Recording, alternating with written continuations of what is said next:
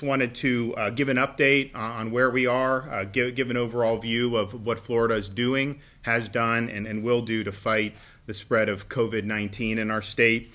On March 2nd, we announced the first positive test in the state of Florida. We had people who had been isolated from trips from Asia.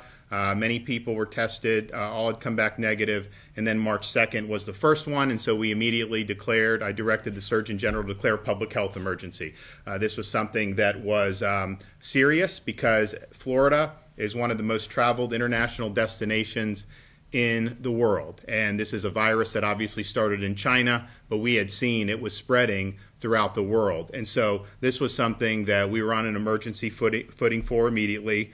We declared a general state of emergency in the state of Florida on March 9th, which was 2 days after New York, even though we had far fewer cases. And we've taken a number of actions to be able to address the spread of COVID-19 in Florida.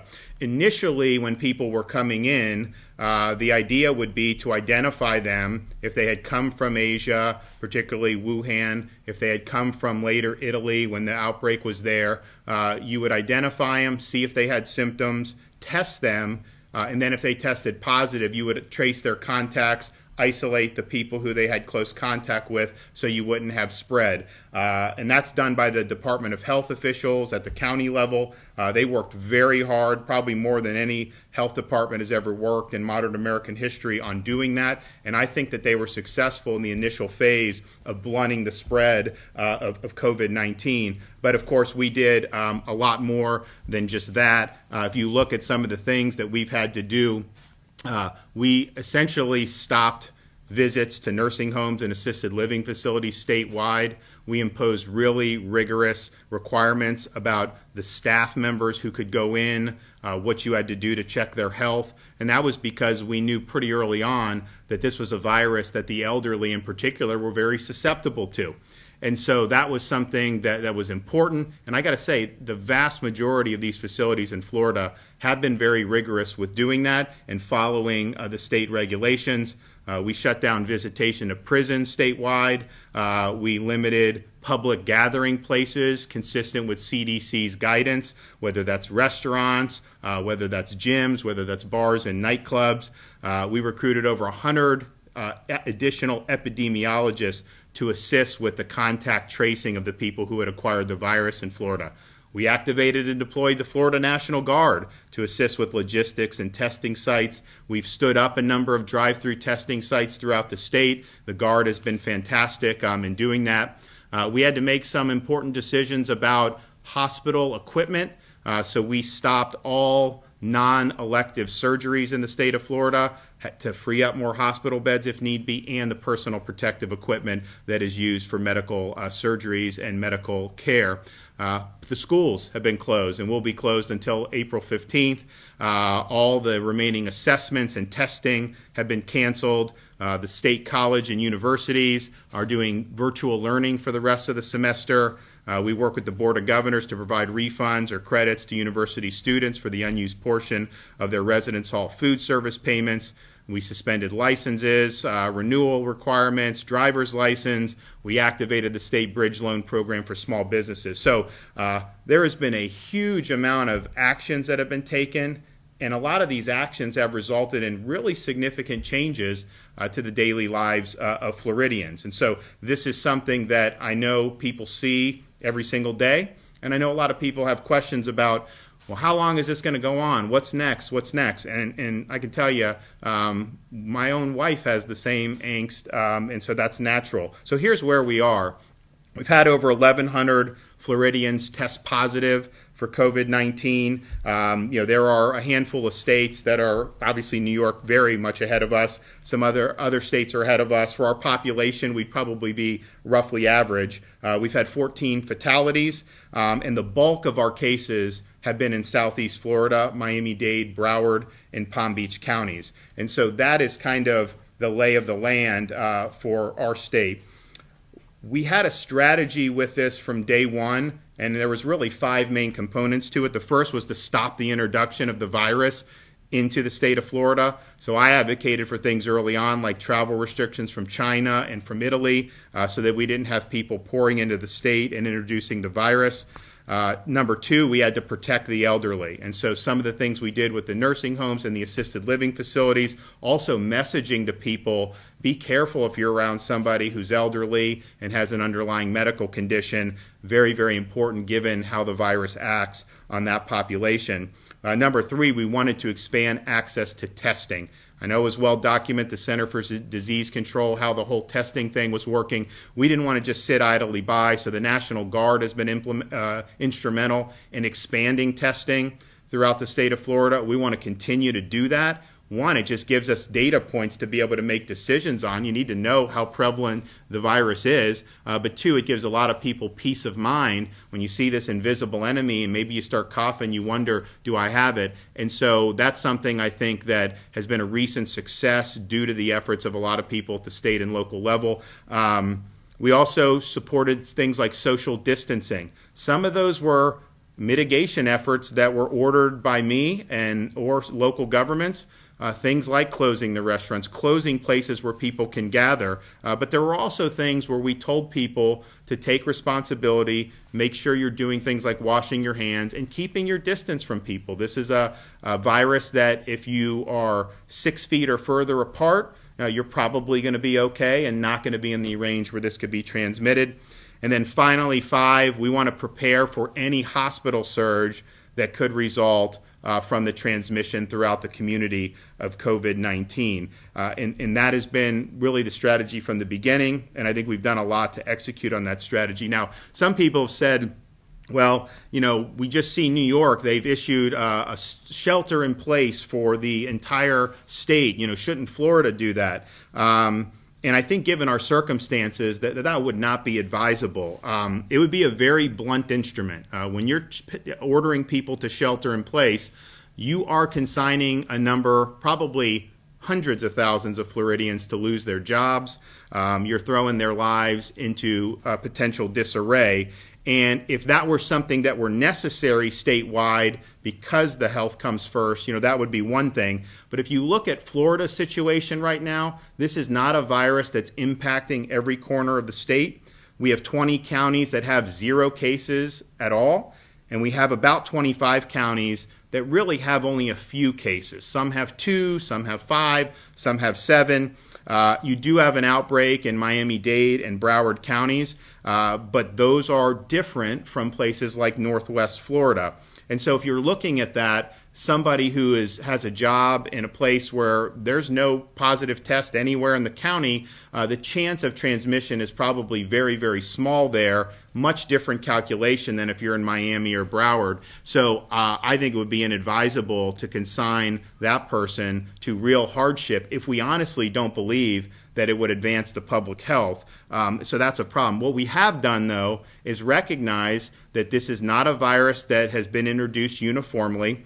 We know that people who travel internationally have brought it back, and we're finding increasingly people with frequent travel to the state of New York, and so Southern Florida and New York have a lot of back and forth. So I've worked with folks in Broward, Palm Beach, Miami-Dade to fashion additional mitigation measures that are maybe appropriate for their situation, but some of those measures would clearly be inappropriate if applied to other places. And if you have a county where there's 1 case, then the best way to contain that is to identify the person that tests positive, find their contacts, isolate their contacts, and test anyone who develops symptoms.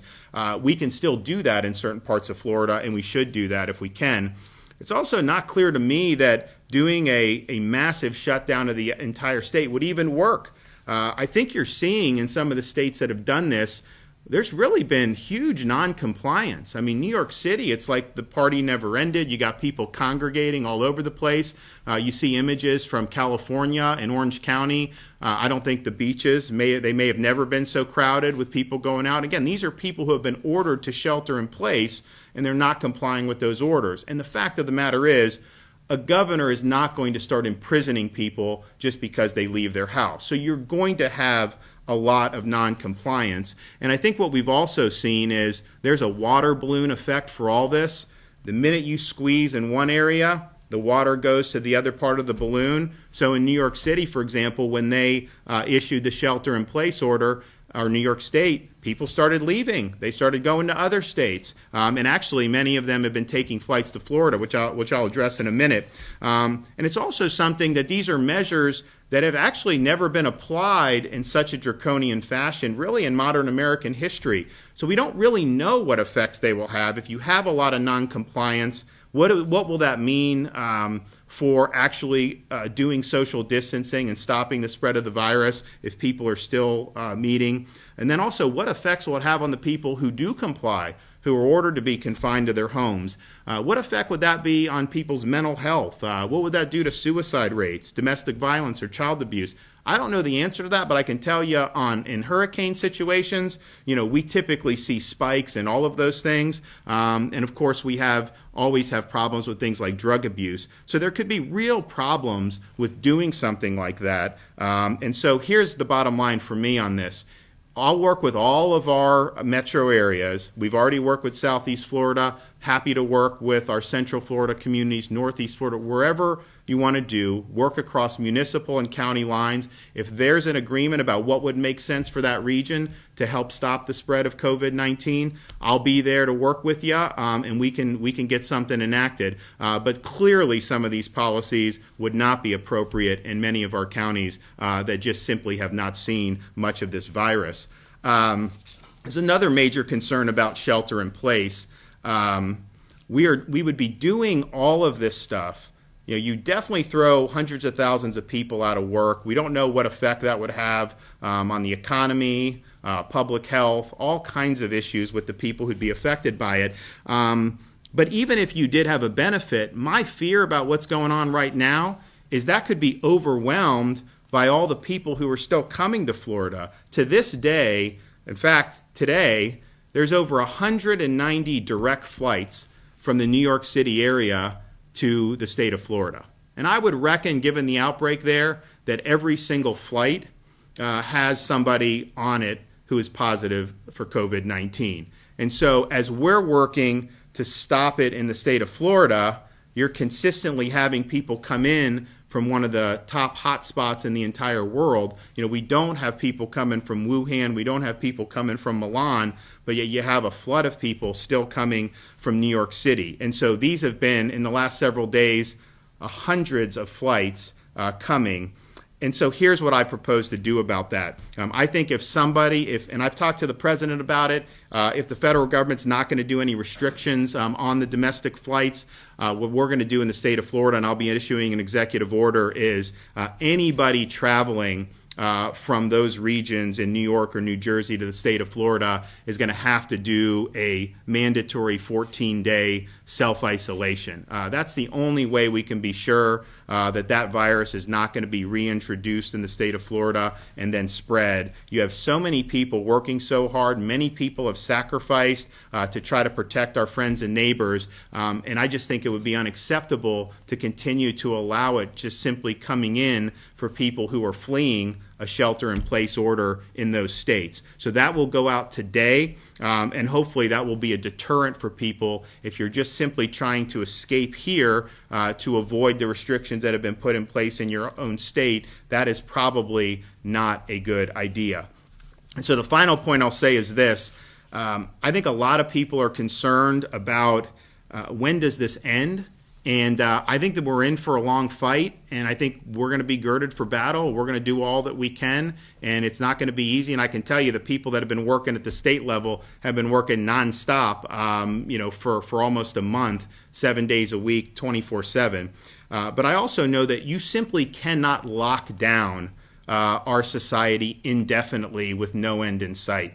And when people say that we may do this for 7 to 9 months, I can tell you that is not sustainable. That is not something that the society would accept. So I think what we need to be doing as we do another week of the 15 days to stop the spread is to start working with the folks in Washington, working with other communities in Florida to say, okay, what does it look like, when we get beyond these 15 days? How can we do this fight in a way where people are not going to be locked inside their homes with really no end in sight. And so I'm already working on that. I'm talking with folks around the country, but I think that that is just a realistic way to look at it, and I think that that will ultimately be probably the most effective way to be able to battle COVID-19. And with that, I'm happy to take some questions. Yeah, Governor, do you plan on having people meet flights from New York and actually telling people they need to quarantine? Yeah, we will. To enforce that? Yeah, so what we'll have is we will likely have local law enforcement or state law enforcement, and then we'll have someone from the Department of Health. And so basically, they'll have to meet on the flight. There'll be some information taken, and I think they're going to do temperature checks, and they're going to be told you need to self-quarantine. If they say that they are going to go stay with family, understand that is not self-quarantining, because the number one way this is transmitted is close contact, almost all, very, very frequently family members. And so, it's a big problem, and it's just something that we have to address. Now, it's interesting. They had slowed the flights down. If you go back a week ago, I think there were like 20-some flights. I was still talking about that because I thought that could be a problem. But as soon as that shelter-in-place order came down from the New York governor, man, the flights took off. People just got the heck out of Dodge. And so we're ending up having to deal with this. The first part of our strategy to deal with this was to stop the introduction. Well, guess what? It is being introduced, and we wish our folks and friends in New York well. They've got a tough fight. I think a lot of the folks there, from the governor and everyone, have working really hard, and I commend them for their efforts. But we also have to protect the folks here in the state of Florida. So, Governor, are you going to say you're reassessing in another 15 days, and what would make you change your mind in regards to the stay-in-place order? Well, we're going to go through with what the president's team put out with the 15 days. So that's obviously going to end shorter than 15, because they did it earlier last week. But I think we need to see direction from the CDC, from the president's task force, about what this means going forward, and then we'll go from there. But look, I think Floridians are willing to do what it takes, but I think what they don't want to do is do things that really aren't serving the public health mission, because you'll have a lot of people who just simply won't comply. I mean, it's really interesting to look at some of those images that you see in some of those other states. And I think what I've tried to preach from the beginning is we're going to need to change, how we deal with one another until we can get this genie back in the bottle. But those measures need to be sustainable for the long term. And I think that we can get there. But I think it's not going to be stay in your house for 9 months. That's just not going to work. Governor, last week the president signed into law the Families First Coronavirus Relief Act, which expands, Medicaid for the tests. Do you support doing that with the feds paying for it? Do you support doing that? So they're going to do. We are going to get an increase in our Medicaid match rate. That's going to be a huge plus for the state of Florida. We typically have not fared as well on that. But the thing I would say to people about the coronavirus, if you're somebody that's symptomatic and you go in, you're going to get a free test. I mean, we're going to treat everybody. I know the health care coverage and all that. That's an important issue. But for this type of time, it doesn't really matter. And so we will make sure people have access to that test, and then if they need access to care. And so some of these other things, we'll figure out a way to pay for it. So, Governor, it sounds like sheltering in place isn't going to happen. But what about some of those lesser protocols, like perhaps closing all the beaches across the state? Well, I pretty much did that. I remember when CDC came with the 10-person guidance, I said that's going to apply to the beaches. And so the spring break was done. We closed the bars.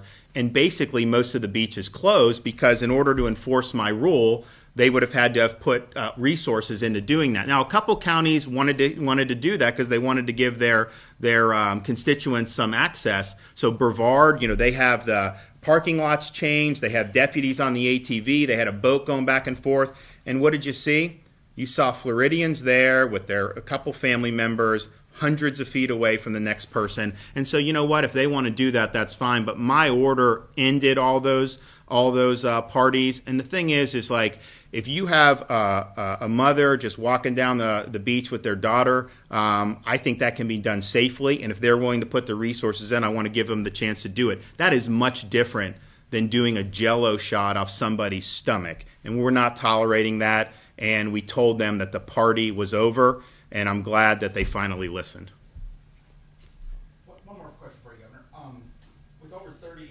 ALFs now having some, at least a little bit of COVID-19 in them, are you testing all the residents at those assisted living facilities? And then secondly, go ahead. Yeah, so we, the Surgeon General, we've looked at, okay, we've expanded testing.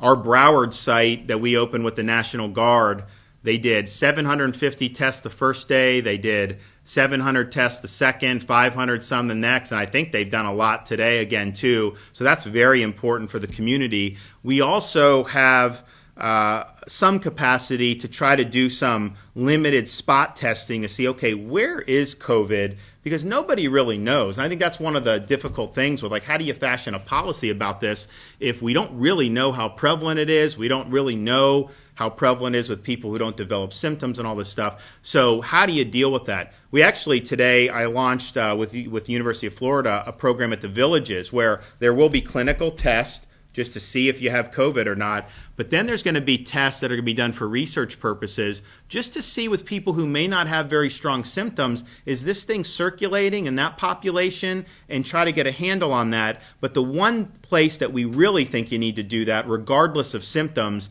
is at the ALFs and the nursing homes. So the Surgeon General is working to get in there, do testing to see where the prevalence of this thing is. The one in Broward, you had all the staff was going in sick, and you're not supposed to go in when you're sick. That was very strict guidance. So, but I think that's important because if you can catch it, then you have a chance to prevent it from spreading. As a follow-up to that, Governor, do you know if there are more than one ALF or nursing home in the Jacksonville area with an infectious? I think you have to ask the Department of Health. I mean, I know that there was one that we were looking at, and I'm not sure how many others, but I know that for sure that there was one. And just one last follow-up on that same topic. Are you planning on releasing the names of those facilities beyond? So anyone where you, well, maybe. I mean, I did release the name of the one where you had the 3 fatalities because that was clearly non-compliant, negligent, and it did cost those residents their lives. So if there's a positive case, do we release? Maybe. I mean, I need to see kind of what the data is on that, and then look at it and see what the what's going on. But yeah, we could do that for sure if we got. And I'm not sure the numbers about how many ALFs. I need to ask the Surgeon General about that. I mean, we had been looking at the one in Broward very heavily. We actually have CDC's got someone embedded there. The Department of Health has someone embedded there, and we actually have law enforcement embedded in that facility. And then we have been looking at the Jacksonville one. You've been very strong about that facility. Do you believe that the negligence there was criminal? It could be. I think you need to look at it, and those are facts that will need to be uncovered. But I can tell you the Department of Health investigation that looked at that, it was pretty clear early on that this was avoidable. And when you have people that are coughing up a storm or that are visibly ill going into work there in the context of a situation where we have a virus that really attacks people who are elderly or have health problems, that's a big problem, and it was clearly fell below the standard of care. And whether it went into criminal, I think that's a possibility. But we thank you guys for doing it. And as I said, with some of these other measures, if there are other regions in the state that want to work with us on there, what we did in Broward was help them in Palm Beach get synchronized with Dade. I obviously have the authority to be able to help the regions work together, and I'm happy to do it and look forward to doing it if some of those leaders are interested in trying to refine the approach for their regions. One more. One quick clarification. On the travel restrictions, New York, New Jersey, this is just for airline travel, or is it going to also? Yeah, I think, it's just not practical to do the automobiles. I mean, and that's, we do have we have an open country, open society, that's great, and we like that, but at the same time, it's challenging in this respect. The airline, I think, is a little bit different because if someone's in their own car, alone coming down, I don't know that you're exposing people if you do isolate or you're alone. But when you're on that airplane, I mean, you're potentially exposing the other people, certainly the people that are close to you. And we've already had a guy who flew on JetBlue who knew he was positive and flew on the airplane down to South Florida. And that's a big, big problem. And it just makes our battle that we're doing and putting so much resources into very difficult when we could do everything right here, and the stuff can still be pouring in to our state. So we've got to get a handle on it. And just so people know, under Florida law, when I will be directing the Surgeon General to issue the quarantine orders, which is how the law reads. But I mean, it is actually a criminal offense if you violate the quarantine orders, and so people could end up being held accountable here in the state of Florida if they buck the law. Thanks, everybody.